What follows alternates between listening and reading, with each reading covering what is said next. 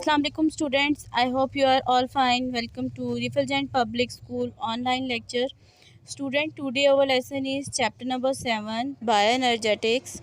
As in our previous lecture, we have learned some sources of the energies which are used for our biochemical reactions, for all metabolic, anabolic, catabolic reactions that occur in our daily life, and from which energy sources these all reactions are occur in our body.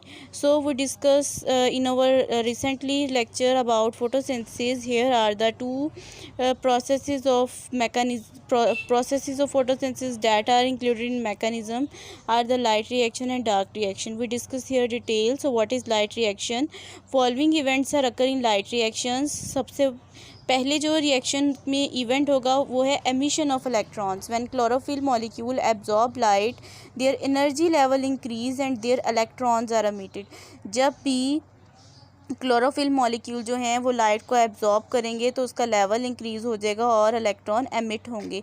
Then synthesis of ATP, electrons are pass to electron transport chain to produce ATP. ये जो electrons जब light absorption से electrons बने थे वो pass out हो जाएंगे electron transport chain की तरफ एटीपी बनाने के लिए. यहाँ पे एक प्रोसेस होगा फोटोलाइसिस. फोटो का मतलब जहाँ पे भी फोटो का वर्ड यूज़ हो it's mean it related to light.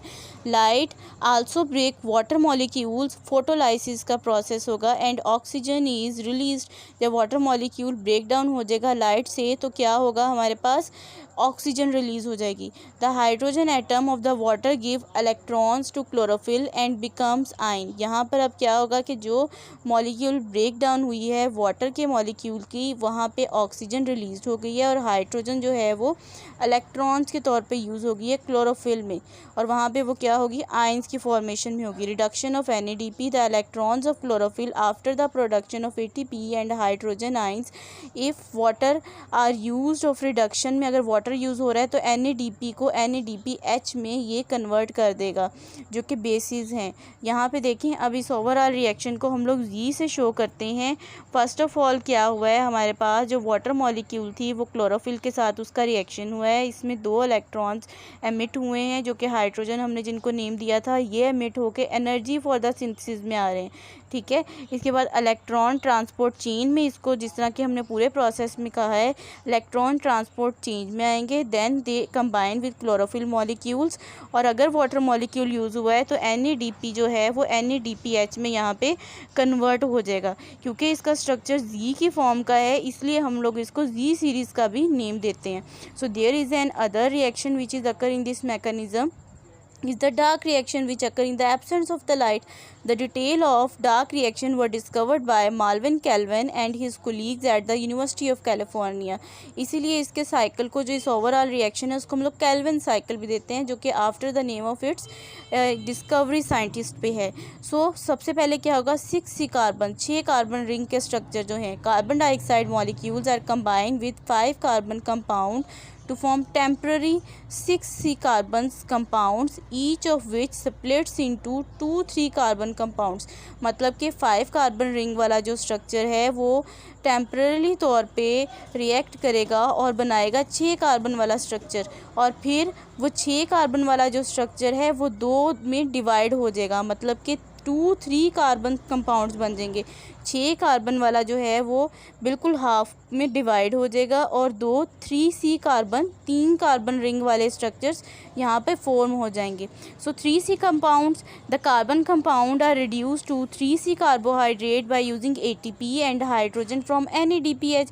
हमने जैसे प्रीवियस में कहा था कि जब हमारे पास वाटर यूज़ हो रहा है तो NADPH इसको हम लोग नेम देंगे. तो यहाँ पे जो 3C कार्बन है कार्बोहाइड्रेट, ये रिड्यूस हो जाएंगे ATP में और हाइड्रोजन में यहाँ पे. ठीक है. So 5C carbons, the 3 carbon carbohydrates are also used to regenerate the original 5 carbon compound. This step is also utilize ATP. अब जो है जितने यहाँ पे जो रिएक्शन हो रहे हैं ना, यहाँ पर ATP जो है वो as a energy source act कर रही है.